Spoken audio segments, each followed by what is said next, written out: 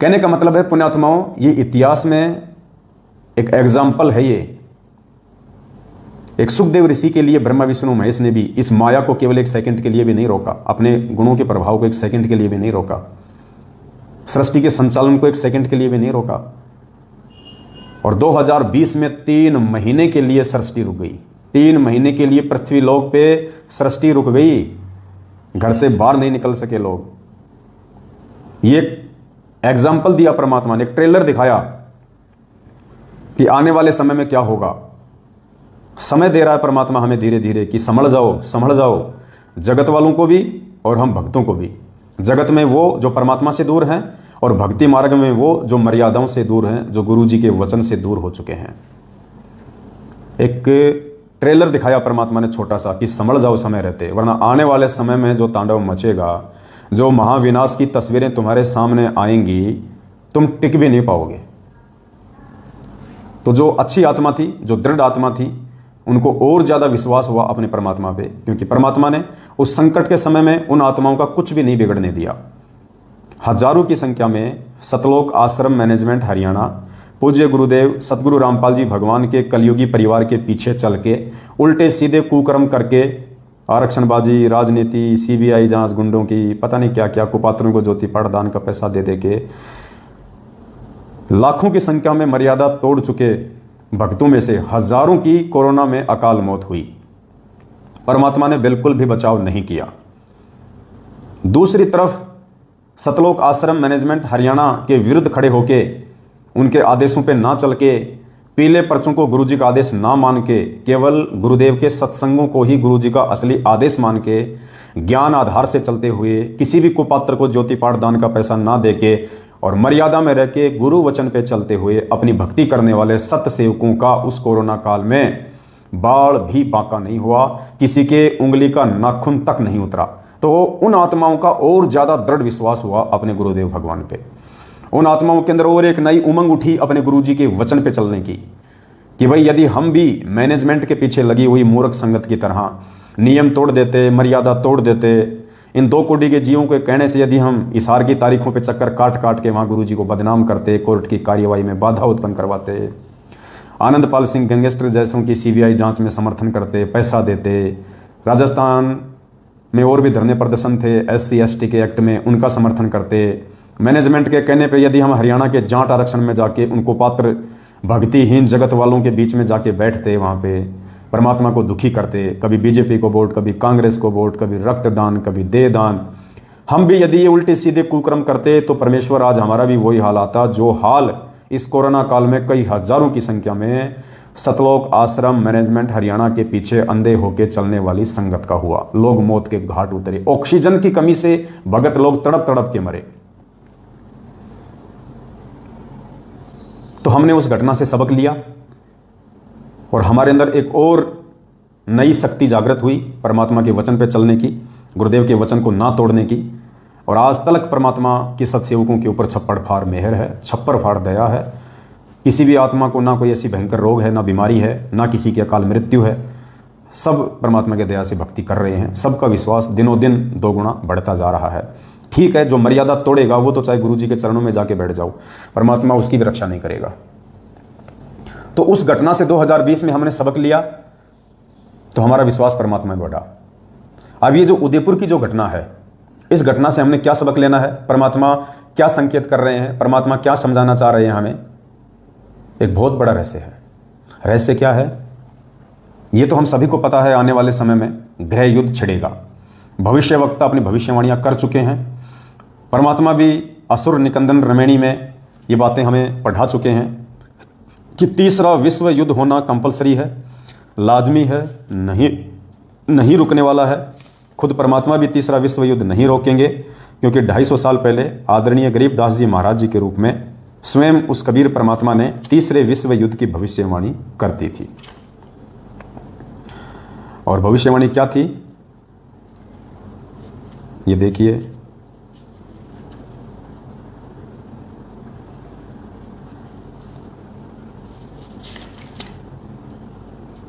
परमात्मा ने असुर निकंदन रमैणी के एंड में लिखा हुआ है, 4 लाइन है। आवेगा दखन से दीवाना काबुल का, काल किल किलियम गल है तुर्काना। ये जो एक चौपाई है, आप जब इसके अनुवाद पे जाएंगे तो गुरुजी ने कर रखा है इसका अनुवाद कि सबसे पहले काबुल देश पे आक्रमण होगा, और काबुल देश के ऊपर जब आक्रमण होगा तो काबुल देश की रक्षा के लिए दूसरे जो मुस्लिम देश हैं वो आएंगे। उसके बाद में जो पश्चिमी देश हैं, जो पूर्वी देश है, वो उस लड़ाई में कूद पड़ेंगे, और इस प्रकार से तीसरा विश्व युद्ध छिड़ जाएगा और जितने भी मुस्लिम देश हैं उन सभी का विनाश होगा। चीन, अमेरिका और रूस 70% इनकी जनसंख्या समाप्त हो जाएगी। बाकी जो प्राणी बचेंगे, अच्छी आत्मा, उनको भारत शरण देगा। तो ये तीसरा विश्व युद्ध होना भी फाइनल है। तो भविष्यवक्ता पहले कह चुके हैं कि भाई साहब गृह युद्ध छिड़ेगा, और खुद अपने पूज्य गुरुदेव जी ने, भगत जी वो जो ब्लैक वाला जो रखा हुआ है ना बैग, उसमें एक पुस्तक है भोगेगा अपना क्या रे, जरा देना फटाफट। एक पुस्तक है जो पूज्य गुरुदेव जी ने 2014 बरवाला कांड से पहले सतलोक आश्रम में छाप दी थी, जिसका नाम है भोगेगा अपना किया रे, भोगेगा अपना किया रे। उसमें परमात्मा ने, एक भविष्यवक्ता है हरारे की भविष्यवाणी परमात्मा ने लिखी हुई है। यानी गुरुजी यदि किसी भविष्यवक्ता की भविष्यवाणी का समर्थन कर रहे हैं तो पुण्यात्माओं सत्कर्म मान लेना, वो घटना घटेगी, उसको कोई रोक नहीं सकता। तो प्रोफेसर हरारे ने जो भविष्यवाणी कर रखी है वो क्या है? वर्तमान समय के लिए 20वीं सदी के उत्तरार्ध में जो वर्तमान का समय चल रहा है, क्या भविष्यवाणी की थी कि भारत देश के अधिकांश राज्यों में राष्ट्रपति शासन लागू हो जाएगा। यानी भारत में तकरीबन 29-30 स्टेट हैं, यानी 15 से ज़्यादा राज्यों में आने वाले समय में जब स्थितियां और परिस्थितियां बिगड़ेंगी तो राष्ट्रपति शासन लागू होगा। नहीं है? लेके आओ इधर, बैग लाओ इधर आप।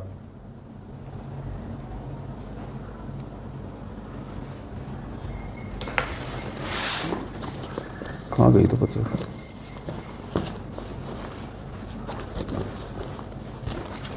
और किसी बैग में तो नहीं रख दी मैंने।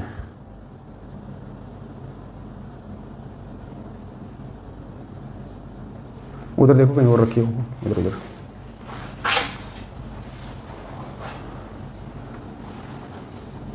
भविष्यवाणी दास आपको बता देगा फिर कभी। तो कहने का मतलब है, अब हम अपने पॉइंट पे आते हैं कि कैसे ये जो उदयपुर की जो घटना हुई है, इस घटना से हमें क्या शिक्षा लेनी है, हमारे को कैसे शिक्षा लेनी है। जब देश में हिंदू मुस्लिम छिड़ेगा, गृह युद्ध होगा, उस समय क्या होगा? जब उदयपुर में खाली एक हिंदू भाई की हत्या 2 मुस्लिम भाइयों ने की, छोटा सा मुद्दा, छोटा सा मैटर, सिर्फ एक टिप्पणी को लेके एक हिंदू भाई की हत्या 2 मुसलमान भाइयों ने की, और उसका नतीजा क्या हुआ? पूरे देश में भूचाल मच गया और राजस्थान में 4 दिन तक इंटरनेट सेवा बंद रही। एक हिंदू की हत्या 2 मुसलमानों ने की और 4 दिन तक राजस्थान में इंटरनेट सेवा बंद रही। सोचिए पुण्यात्माओं, जिस समय हिंदू मुस्लिम छिड़ जाएगा पूरे देश में, उस समय क्या होगा? आपके मोबाइल के सिम तकात बंद हो जाएंगे, आपके मोबाइल के सिम तकात बंद हो जाएंगे, आप किसी से बात भी नहीं कर पाएंगे। ऐसी भयानक स्थिति पैदा हो जाएगी। ये तो एक छोटा सा एग्जाम्पल है।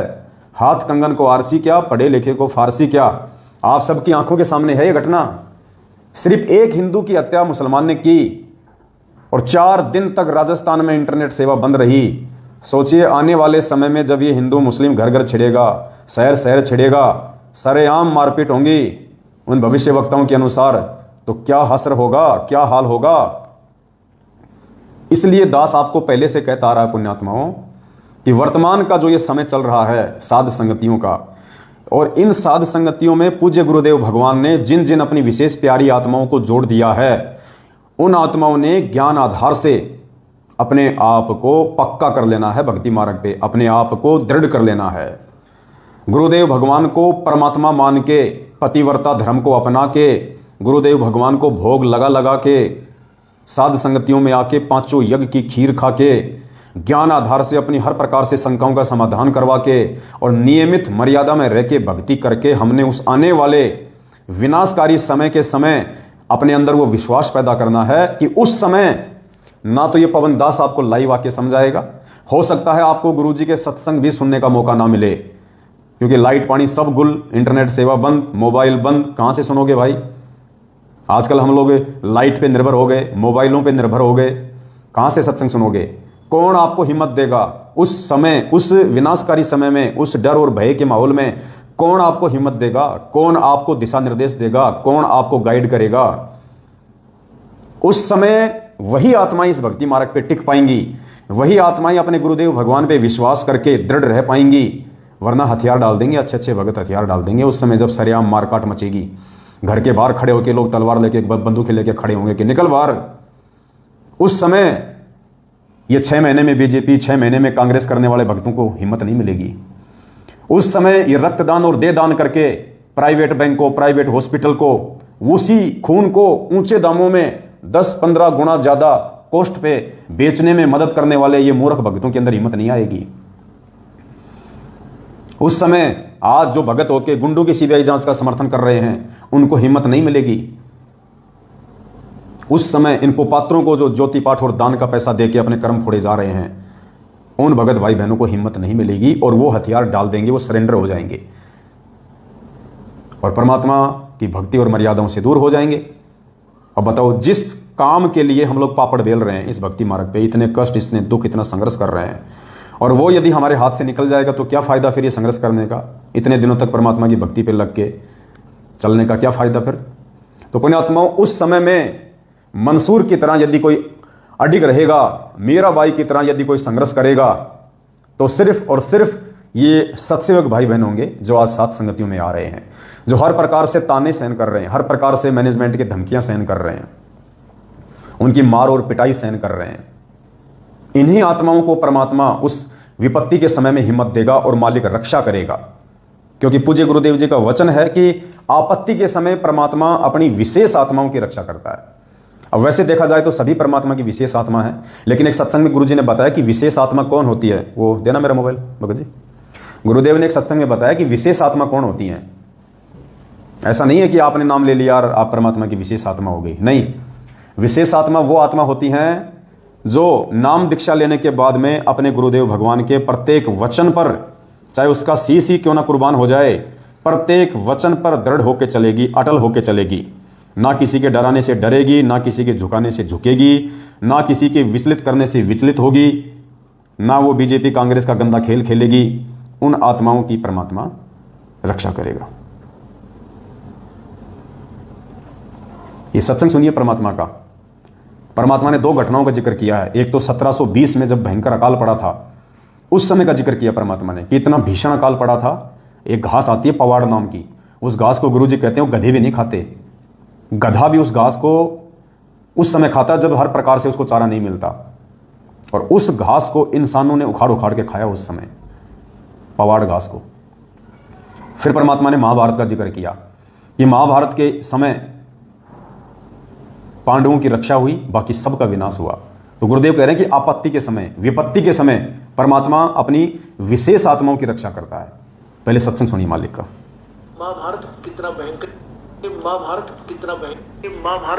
भयंकर युद्ध हुआ, उसमें पांडवों की रक्षा बनी और सब में दुनिया मर गई।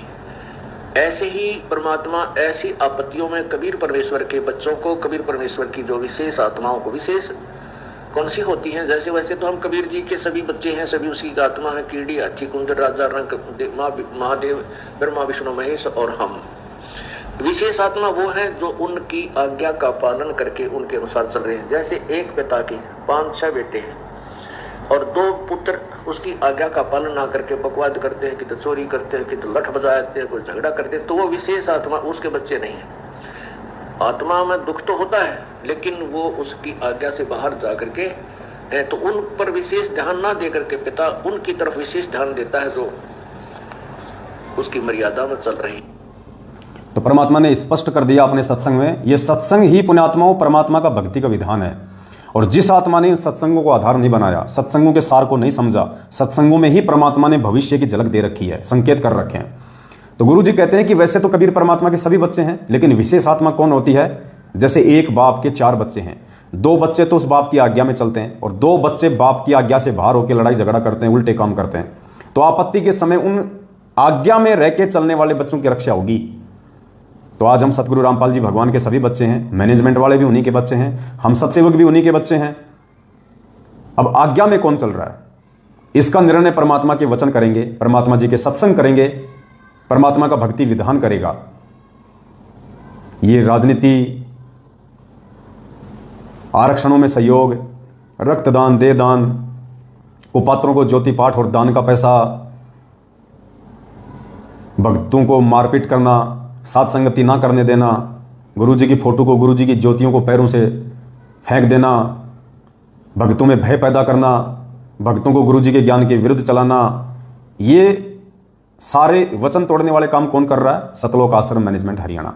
तो स्पष्ट कर दिया परमात्मा ने, उस विनाशकारी समय में, उस आपत्ति के समय में उन आत्माओं की बिल्कुल भी रक्षा नहीं होगी जो आज अपने बाप के वचन को तोड़ रही हैं। तो बाप के वचन को सत्सेवक तोड़ रहे हैं या सतलोक आश्रम मैनेजमेंट हरियाणा वाले तोड़ रहे हैं, ये आप सभी भगत भाई बहनों ने निर्णय करना है। ज्ञान आधार से दास की सेवा केवल आपको सच्चाई से समय समय पर परिचित करवाना है। तो गुरुदेव ने अपने इस विशेष सत्संग में बिल्कुल क्लियर कर दिया कि जो अपने गुरु के वचन को तोड़ेगा और भक्ति भी करेगा, उसकी उस विनाशकारी समय में बिल्कुल भी परमात्मा रक्षा नहीं करेगा। पुण्यात्माओं, अपना सौभाग्य समझ लेना कि आप साध संगतियों से जुड़े हुए हैं, और साध संगतियों में सतगुरु रामपाल जी भगवान अपनी उन्हीं विशेष आत्माओं को जोड़ेगा जिन आत्माओं को परमात्मा ने हर प्रकार से दृढ़ करके और इसी जन्म में सतलोक भेजना होगा। और साध संगति में आके भी यदि कोई नालायक अपनी नालायकी के चलते बिगड़ जाता है, भाई बहनों से राग द्वेष और ईर्ष्या रखता है, निंदा चुगली करता है एक दूसरे की, पुण्यात्माओं, वो परमात्मा की विशेष आत्मा के दर्जे से बाहर निकल चुका है। तो हमने बहुत ही सावधानी से, बहुत ही अधीनता के साथ में मर्यादाओं को संभाल के रखते हुए इस भक्ति मार्ग पे चलना है। तो एक छोटा सा उदयपुर की घटना से हमें यह सबक लेना है कि आने वाले समय में क्या होगा, जब हिंदू मुस्लिम ढंग से छिड़ेगा, उस समय क्या होगा जब आज एक हिंदू की हत्या के ऊपर इतना बड़ा बवाल हुआ है। तो और हम परमात्मा की विशेष आत्मा कब बनेंगे, ये 3-4 बातें हैं, आप इनको गौर से सुन लीजिएगा।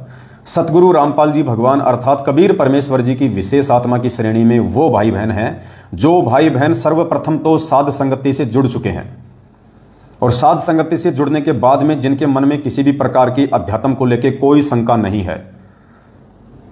उसके बाद जो भाई बहन अपने अपने घरों पे सतगुरु रामपाल जी भगवान को अपनी आर्थिक स्थिति और श्रद्धा और समय अनुसार जो भोग लगा रहे हैं, चाहे आप रोज भोग लगाते हैं, चाहे सप्ताह में एक बार लगाते हैं, चाहे 15 दिन में एक बार लगाते हैं, चाहे महीने में एक बार लगाते हैं, और जिन भाई बहनों के घरों में केवल और केवल अपने पूज्य गुरुदेव सतगुरु रामपाल जी भगवान का ही फोटो है, दाढ़ी मूछ वाला समझे जाने वाले कबीर का फोटो नहीं है, केवल दरबार साहिब में अपने पूज्य गुरुदेव जी का फोटो, और घर में भी केवल पूज्य गुरुदेव जी का ही फोटो, और जो प्यार प्रेम के साथ इस भक्ति मार्ग पे आगे बढ़ रहे हैं, जिनके अंदर साधुता है, जिनके अंदर दासातन है, जिनके अंदर आधीनी है, विनम्रता है, जिनके मुख से किसी भी परिस्थिति में चाहे काल हमें कितना ही जोश दिलाए, काल हमें कितना ही डगमग और विचलित क्यों ना करे, काल हमारे अंदर कितनी हवा क्यों ना भरे, जिसके मुख से कभी गाली गलौच नहीं निकलता, और जिसकी अंतरात्मा से किसी दूसरे के लिए कोई कुशब्द या उसका बुरा करने की चाहत ना हो, ऐसी आत्मा सतगुरु रामपाल जी भगवान की विशेष आत्मा की श्रेणी में है। इनके अलावा आत्मा तो सब उन्हीं की हैं, लेकिन वो सभी आत्मा समय आने पे परमात्मा के वचन से दूर होने के चलते अपना कर्म दंड ही भोगेंगी। संस्कार आधार से यदि उनके भाग्य में उस समय बचना है तो बचेंगे, मरना है तो मरेंगी। गुरुजी अपनी तरफ से कोई राहत, कोई सहारा उन आत्माओं को नहीं देंगे। तो फिलहाल उन अच्छी आत्माओं की श्रेणी में परमात्मा ने सत्सेवकों को रखा है। तो पुण्यात्माओं, 8 सितंबर 2022 आ रहा है। उससे पहले हमने क्या करना है, कैसे हमने परमात्मा की विशेष सेवा में आना है, और दूसरा सबसे बड़ा रीजन कि कब हम परमात्मा की शरण में माने जाएंगे, कब हम ये जान सकते हैं, पहचान सकते हैं कि गुरुजी ने मुझे अपना लिया। जब आप हर प्रकार से तन मन धन से अपने पूज्य गुरुदेव को कबीर परमात्मा मान के उन्हीं के ऊपर आश्रित हो जाओगे। दाढ़ी मूछ वाली फोटो का आपको सौपन भी आना बंद हो जाएगा। अगर आपको दाढ़ी मूछ वाली फोटो के सौपन आ रहे हैं तो मान लीजिए अभी भी आपकी आस्था गुरुजी में कम है। जिस दिन आपकी आस्था सतगुरु रामपाल जी भगवान में as a god, as a परमेश्वर, एज ए भगवान हो जाएगी, ये धरती पे यही परमेश्वर है, यही भगवान है, यही असली संत है, यही असली महात्मा है। इसके अलावा धरती पे कोई संत, महंत, मंडलेश्वर, शंकराचार्य, ज्ञानी, विद्वान, महाज्ञानी नहीं है। तन मन धन से आप अपने गुरु जी के प्रति आश्रित हो जाओगे पुण्यात्मा, उसके बाद आपको सपने में भी दाढ़ी मूंछ वाली फोटो के दर्शन नहीं होंगे, सपने में भी। आपको पता है सिकंदर महान का आपने नाम सुना होगा, सिकंदर महान। उसको महान क्यों कहा जाता है? उसको महान इसलिए कहा जाता है कि उसने जहां भी अपनी सेना लेके आक्रमण किया, चढ़ाई करी, जिस भी राज्य को जीतने के लिए, तो वो कभी हारा नहीं, वो कभी पीछे मुड़ के नहीं देखा, वो कभी नहीं हारा। वो जिस राज्य पे चाहता था आक्रमण करना, उसको जीत लिया करता था, जबकि उसकी सेना भी सामने वाले की सेना से थोड़ी होती थी, फिर भी वो जीत जाया करता था। क्यों? उसका एक रीजन था। और रीजन क्या था पुण्यात्माओं? एक बहुत गहरी शिक्षा लेनी है हम सभी सत्सेवक भाई बहनों ने इस भक्ति मार्ग पे और ज्यादा दृढ़ता के साथ आगे बढ़ने के लिए। क्यों जीता करता था वो? थोड़ी सेना के साथ भी। अगर सामने वाले की सेना 1 लाख हो और सिकंदर की सेना यदि 50,000 हो, तो भी वो सामने वाली 1 लाख की सेना को हरा दिया करता था। उसका रीजन क्या था पुण्यात्मा? उसका रीजन ये था कि सिकंदर जब भी किसी दूसरे राज्य पे आक्रमण करने के लिए अपनी सेना लेके जाता था, और जिस जहाज से वो जाया करते थे, जिस जहाज से अपनी सेना को समुद्र पार करके वो आक्रमण करने के लिए जाया करता था जिस भी देश पे, तो सबसे पहले क्या करता था? जैसे ही उसकी पूरी सेना समुद्र के तट पे नीचे उतर जाती थी, तो पूरी सेना के जहाज से नीचे उतरने के बाद में गोला और बारूद से सिकंदर उन सभी जहाज को उड़ा दिया करता था। वो जितनी भी जहाज थी, उन सभी जहाज को गोला बारूद से वो नष्ट कर दिया करता था, उनका नामो निशान मिटा दिया करता था, उनको वो कंडम कर दिया करता था। और सेना समझ जाती थी कि अब तुम्हारे पास में सिवाय जीतने या मरने के दूसरा ऑप्शन है ही नहीं। क्यों? अगर कोई भागना चाहे तो भाग नहीं सकता, समुद्र है, समुद्र पे कितना चलेगा, कितना तैरेगा, जहाज है नहीं।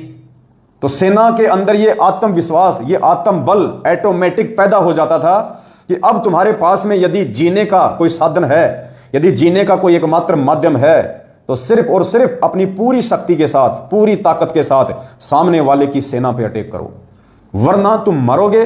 तुम्हारे पास में या तो उस राज्य की अधीनता स्वीकार करके उसकी गुलामी करो, उनके दास बनो, या फिर उनकी तुम तलवारों का शिकार हो जाओ, क्योंकि भागने का रास्ता सिकंदर पहले ही बंद कर दिया करता था। तो उन आत्माओं के पास में दूसरा कोई ऑप्शन बचता ही नहीं था सिवाय जी जान से मरने मारने के लिए। इसलिए सिकंदर की 50,000 की सेना सामने वाले की 1 लाख की सेना पे भारी पड़ती थी। पुण्यात्माओं, यही स्थिति इस आध्यात्मिक जीवन में लागू होती है। यही शिक्षा हमने अपने आध्यात्मिक जीवन में पैदा करनी है। पुण्यात्माओं, जब हम मन, कर्म और वचन से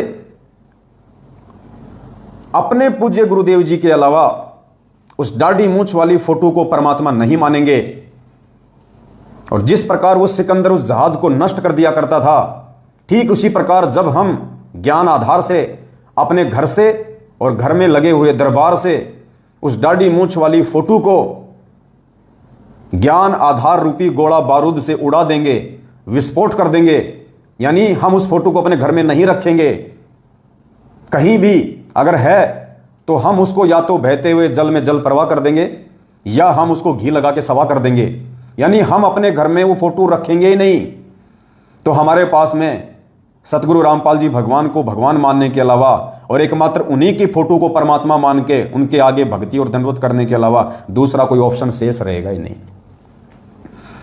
और जो व्यक्ति 2 नाव की सवारी करेंगे, दाढ़ी मूंछ वाली फोटो पे भी आश्रित रहेंगे, जून के महीने में दाढ़ी मूंछ वाली उस कागज की फोटो को भगवान मान के प्रगट दिवस मनाएंगे, और 8 सितंबर को सतगुरु रामपाल जी को भगवान मान के प्रगट दिवस मनाएंगे, तो वो 2 नाव की सवारी में है। और जो व्यक्ति 2 नाव की सवारी करता है, कहते हैं उसकी टांग फटती है, उसकी जांग फटती है।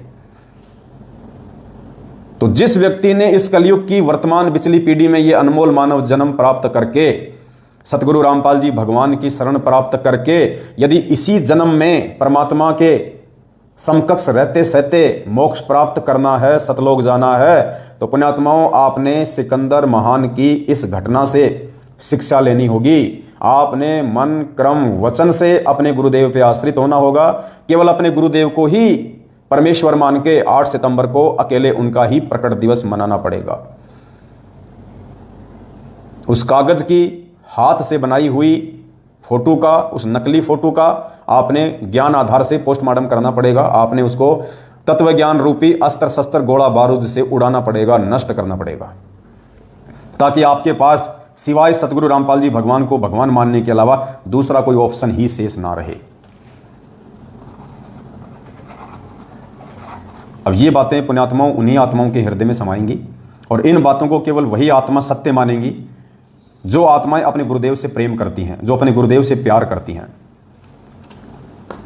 और अच्छे से हम कैसे समझें इस चीज को कि वो कागज की दाढ़ी मूंछ वाली फोटो हमारे लिए इंपॉर्टेंट है या सतगुरु रामपाल जी भगवान हमारे लिए इंपॉर्टेंट है।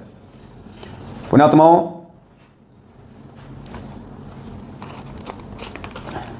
कॉमन सेंस की बात है। दास आपको जो बताने जा रहा है उसको थोड़ा सा ध्यान से सुनिएगा आप लोग।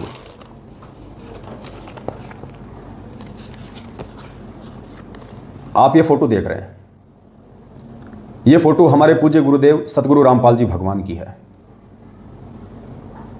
देखिए पुण्यात्माओं, आपको फोटो का महत्व समझ में आएगा कि हमने क्या करना है। वो कागज वाली दाढ़ी मूंछ वाली फोटो हमारे लिए कितनी महत्व रखती है और कितनी महत्व नहीं रखती है, ये चीज हमें समझ में आएंगी। आज वर्तमान में भी हम सबको पता है कि पृथ्वी पे सतगुरु रामपाल जी भगवान जिंदा कबीर है, हमारे पूज्य गुरुदेव भगवान है। अब एक तरफ तो वर्तमान में हमारे गुरुजी की ये फोटो है और दूसरी तरफ मान लीजिए साक्षात हमारे सतगुरुदेव जी खड़े हैं। यानी वर्तमान में भी, पुण्यात्माओं ध्यान से सुनना, ये बहुत गहरा एग्जाम्पल है, आपको समझ में आएगा फिर। एक तरफ आज हमारे गुरुदेव की फोटो है और एक तरफ हमारे उसी गुरुदेव साक्षात रूप में हमारे सामने खड़े हैं। सामने खड़े हैं गुरुजी, एक तरफ तो साक्षात हमारे पूज्य गुरुदेव सतगुरु रामपाल जी भगवान खड़े हैं और जस्ट उनके बराबर में उसी साइज की उनकी एक ऐसी फोटो निकाल के खड़ी कर दी जाए, पोस्टर बना के। और पुण्यात्माओं, यदि आपको दंडवत प्रणाम करना हो तो आप सबसे पहले किसको दंडवत प्रणाम करोगे? गुरुदेव को दंडवत प्रणाम करोगे या गुरुदेव की फोटो को दंडवत प्रणाम करोगे?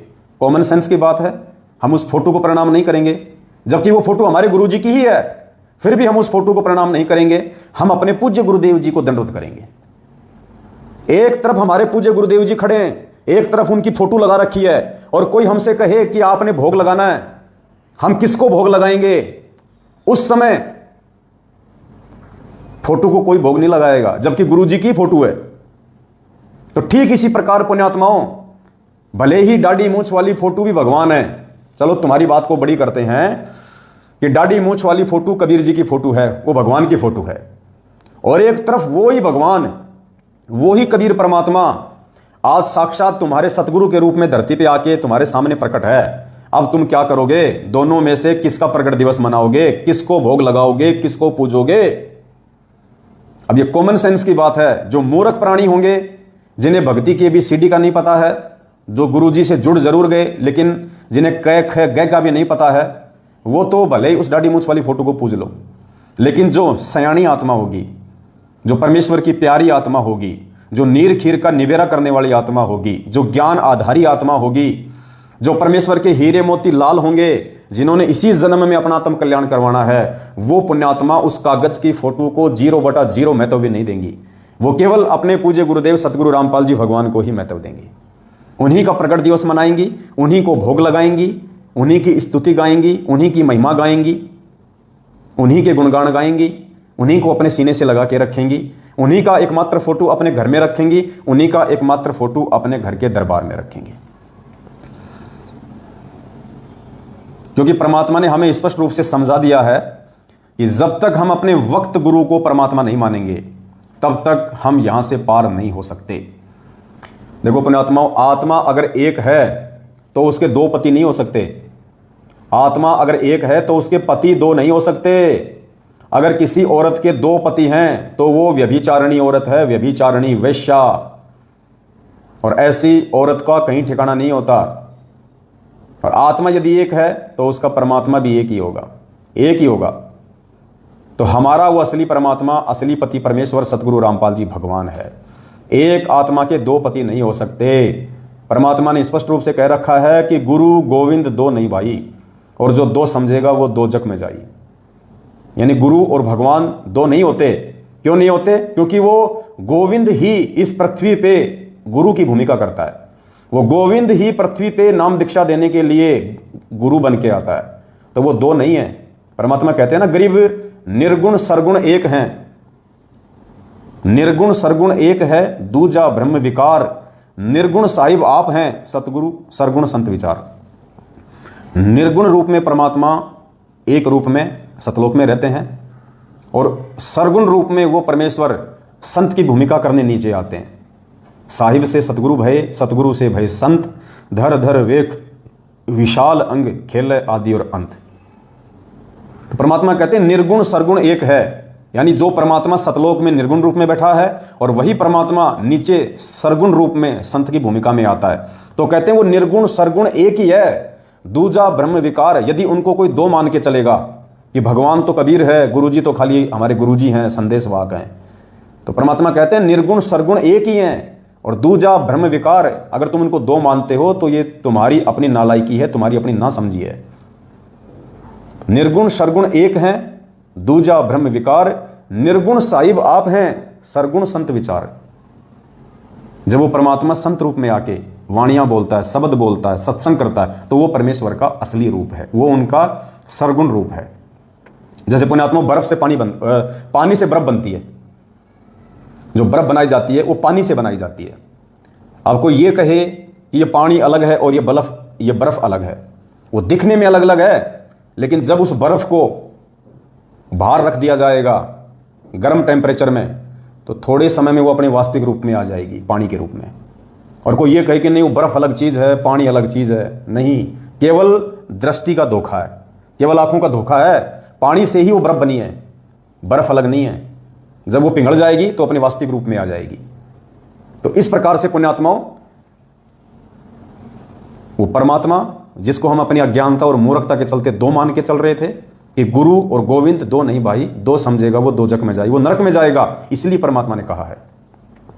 तो अब हमने क्या करना है? 8 सितंबर 2022 से पहले सबसे पहले तो पुण्यात्माओं, सभी भाई बहन पहले से ही एक चीज को गांठ बांध लें। देखो, जो सत्सेवक हैं उनके लिए ये संदेशा है, और यदि सत्सेवक बन के भी जो लोग हमारी विचारधारा के अनुसार, जो कि परमेश्वर के ज्ञान आधार से है, उस आधार से नहीं चल रहे हैं, तो उनके लिए संदेशा नहीं है। वो जो मर्जी अपनी क्रिया करें, जो मर्जी अपने मार्ग पे चलें, हमें कोई ऑब्जेक्शन नहीं, हमें कोई आपत्ति नहीं है। समय आने पे परिणाम भी वो स्वयं ही भोगेंगे। 8 सितंबर के दिन सतगुरु रामपाल जी भगवान का जो प्रकट दिवस आ रहा है, उस दिन हम सभी भाई बहनों ने, जो भी देश विदेश में हैं, हम सब ने अपने अपने घरों पे ही परमात्मा जी को भोग लगाना है। हमने कहीं कोई साध संगति नहीं रखनी है, कहीं भी ऐसा कोई प्रोग्राम नहीं रखना है। हम सभी भाई बहनों ने अपने अपने घरों पे ही सतगुरु रामपाल जी भगवान को सुबह सुबह भोग लगाना है। जिसकी जैसी व्यवस्था है, सुबह लगा सको सुबह लगा दीजिए, शाम को लगा सको तो शाम को लगा दीजिए, दोपहर में लगा सको तो दोपहर को लगा दीजिए। समय की इसमें कोई पाबंदी नहीं है, अगर सुबह लगाएंगे तो ठीक रहेगा। तो 8 सितंबर 2022 को सतगुरु प्रकट दिवस मनाने वाली सभी परमेश्वर की प्यारी आत्माओं ने कहीं कोई साध संगति का कार्यक्रम नहीं रखना है। सभी ने अपने अपने घरों पे सतगुरु रामपाल जी भगवान को हलवे राम का, जो कि देसी घी में बनता है, उसका भोग लगाना है। भंडारा यदि आप देसी घी में बनाओ तो ही भोग लगाओ भंडारे का, अन्यथा डालडा का या तेल का, रिफाइंड का गुरु जी को भोग नहीं लगेगा। रिफाइंड का केवल देवी देवताओं को भोग लग सकता है, पूर्ण परमेश्वर को देसी घी में ही भोग लगेगा। तो आप थोड़ा सा हलवाराम बना लीजिएगा, अपने परिवार के सदस्यों के अनुसार सबको एक एक चम्मच प्रसाद रूप में हिस्से में आ जाए। और सुबह 7 या 8 बजे के आसपास जैसे भी आपको परमात्मा दया करें, चाहे सुबह 5 बजे लगाओ, कोई दिक्कत नहीं है। परमात्मा को बड़ी भोग की आरती के साथ, जो इस भक्ति बोध पुस्तक में जो भोग लगाने की विधि लिखी हुई है, संध्या आरती के बाद में अनदेव की आरती है, अनदेव की आरती के बाद में भोग लगाने की विधि है। मोकू कहाँ ढूंढे रे बंदे, मैं तो तेरे पास में, और लास्ट में शब्द है परमात्मा का, आज लग्या साहिब को भोग दीन के टुकड़े पानी का। तो 40-42 मिनट की जो आरती है तकरीबन, उस भोग की आरती के साथ में हमने अपने गुरुदेव को अपने अपने घरों पे भोग लगाना है। कारण क्या है पुण्यात्माओं? हमने परमात्मा को ज़्यादा से ज़्यादा हमने प्रसन्न करना है। अब एक तो 100 भगत इकट्ठे होके और गुरु जी को भोग लगाएं, तो उसमें क्या होगा कि 100 भगत तो भंडारे में सेवा नहीं कर पाएंगे, 100 के 100 भगत तो हलवा नहीं बना पाएंगे, 100 के 100 भगत ज्योति नहीं जला पाएंगे, 100 के 100 भगत भंडारे में सेवा नहीं कर पाएंगे। तो यदि हम अपने अपने घरों पे भोग लगाएंगे, तो पहली बात तो यदि साध संगति के प्रोग्राम रख के 10 जगह गुरुजी को भोग लगेगा, तो मात्र 10 जगह ही गुरुजी की आरती हुई, 10 जगह ही भोग लगा। और एक लाखों जगह, हजारों जगह अपने अपने घरों में हम परमात्मा जी को भोग लगाएंगे। 8 सितंबर को परमात्मा जी का भोग लगाएंगे, हलवा राम बनाएंगे, मालिक की हजारों जगह आरती गूंजेगी, हजारों जगह। तो परमेश्वर कितने प्रसन्न होंगे। और जिन जिन घरों में 8 सितंबर के दिन सतगुरु रामपाल जी भगवान को भोग लग जाएगा, जिन जिन आत्माओं ने अपने अपने घरों से कागज वाली, दाढ़ी मूछ वाली, कबीर जी की समझे जाने वाली फोटो को निकाल दिया होगा और अपने ही पूज्य गुरुदेव भगवान का फोटो रख के 8 सितंबर को उन्हीं के आगे हलवाराम रख के देसी घी का और भोग की बड़ी आरती के साथ में भोग लगाएंगे।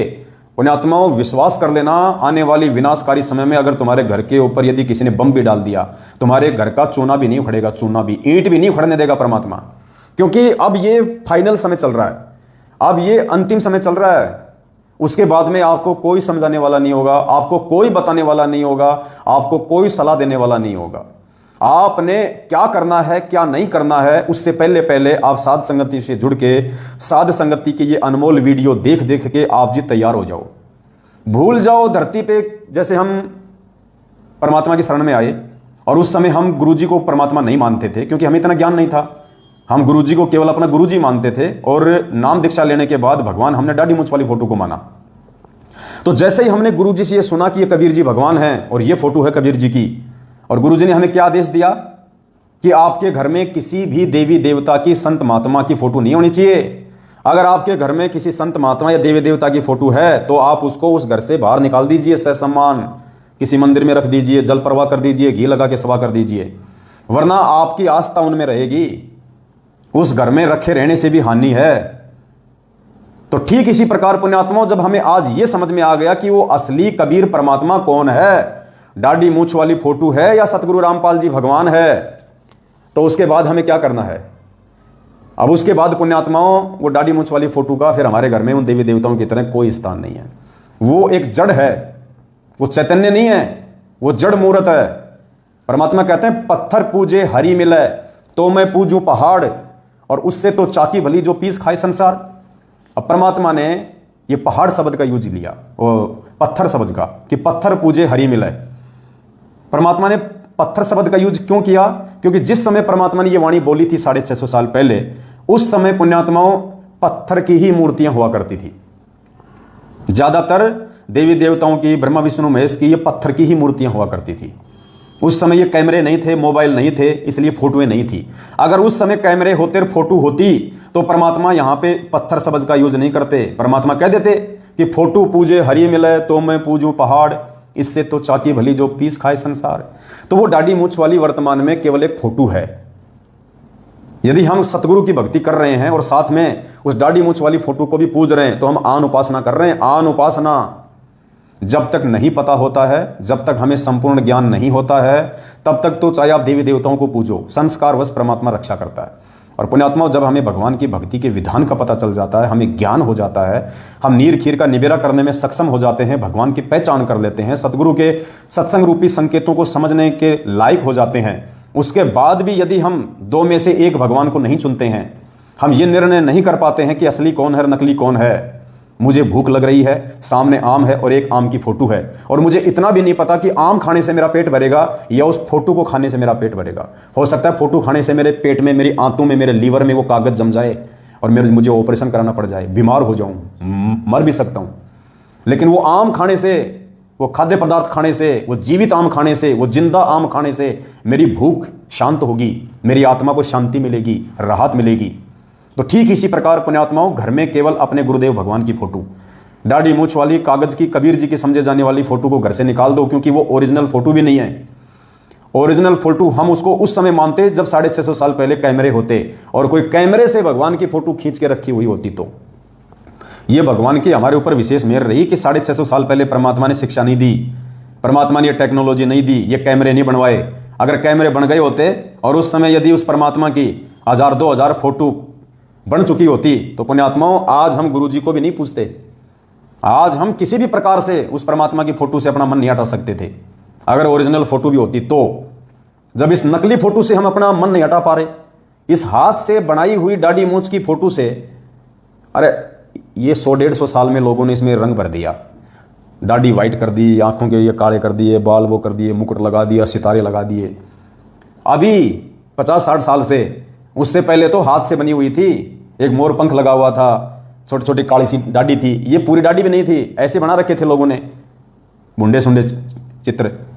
आज ये डिजिटल मशीन आ गई, प्रिंटिंग प्रेस आ गई, कंप्यूटर आ गए, आप किसी भी चीज़ को एडिट कर सकते हो, औरत के मूंछ लगा सकते हो, आदमी की मूंछ हटा सकते हो, काले को गोरा कर सकते हो, गोले को काला कर सकते हो, कुछ भी कर सकते हो। तो लोगों ने ऐसा सुंदर सा ये चित्र बना दिया, अब हमने इन्हीं को कबीर जी मान लिया। अब ये मूर्खता है उन साधकों की जिन साधकों ने सतगुरु रामपाल जी भगवान से इतना अनमोल ज्ञान लेने के बाद भी नीर खीर का निबेरा नहीं किया। तो अब हमने क्या करना है पुण्यात्माओं? उससे पहले दास से तो परमात्मा ने प्रार्थना कर ली है, और अब क्या होगा? सात संगतियां तो चल ही रही हैं, राजस्थान में तो जगह जगह परमात्मा की मेहर हो ही रही है, और काफ़ी जगह हर महीने सात संगतियां भी होती हैं। और राजस्थान में तो ज़्यादातर आत्माओं ने परमात्मा के इस सत भक्ति मार्ग को स्वीकार भी कर लिया है। भले ही वो आत्मा सामने नहीं आ रही है, हमें कोई ऑब्जेक्शन नहीं है, भले ही हमारे भाई बहन खुल के सामने मत आओ, हमें कोई दिक्कत नहीं है, वो दिक्कत भी है तो उन्हीं को है। लेकिन ज़्यादातर भाई बहनों ने सात संगतियों के वीडियो देख देख के राजस्थान में अपने अपने गुरुजी को घर पे भोग लगाना शुरू कर दिया है। मैनेजमेंट वालों को, इन कुपात्रों को ज्योति पाठ और दान का पैसा देना लगभग बंद कर दिया है। इनके फर्जी आश्रमों में और फर्जी नामदान केंद्रों पे जाना बंद कर दिया है। इनका शारीरिक रूप से, आर्थिक रूप से सहयोग करना धीरे धीरे बंद कर दिया है। तो राजस्थान में तो परमात्मा की विशेष मेहर हो चुकी है, भक्ति की लहर चल चुकी है, और धीरे धीरे सैकड़ों की संख्या में रोज आत्माएं, क्योंकि फोन हमारे पास में आते हैं, कहते हैं भगत जी 3 साल से वीडियो सुन रहे थे, भगत जी मैं तो 5 साल से वीडियो सुन रहा हूँ, भगत जी मैं 6 महीने से आपका वीडियो देख रहा हूँ। कोई कह रहा भगत जी मैंने तो 15 दिन पहले नाम लिया था, भगवान की बहुत बड़ी दया होगी जो आपका वीडियो मिल गया और सच्चाई से परिचित हो गए। नहीं भगत जी, हम तो अपने बहुत सारे कर्म फोड़ लेते जैसे और भगत फोड़ रहे हैं। तो परमात्मा की छप्पर फाड़ मेहर हो रही है अपने सत्सेवक बच्चों के ऊपर, और जिन जिन आत्माओं को परमात्मा ने इस वर्तमान समय में पार करना होगा, इसी शरीर में पार करना होगा, उन आत्माओं को परमात्मा कोई भी कारण बना के किसी भी तरह से उनको परमात्मा सच्चाई के मार्ग पे जोड़ देगा, सात संगतियों से जोड़ देगा। तो अब पुण्यात्माओं हम क्या करने वाले हैं? दास अब गुजरात का टूर करेगा 3 महीने का। परमात्मा से दास ने प्रार्थना की, मालिक ने दास को आशीर्वाद दे दिया है। अब दास सेवा की जो गाड़ी है उसको लेके, और अब दास 3 महीने के गुजरात के टूर पे जाएगा, क्योंकि गुजरात में भी बहुत सारी आत्माएं सच्चाई से जुड़ रही हैं।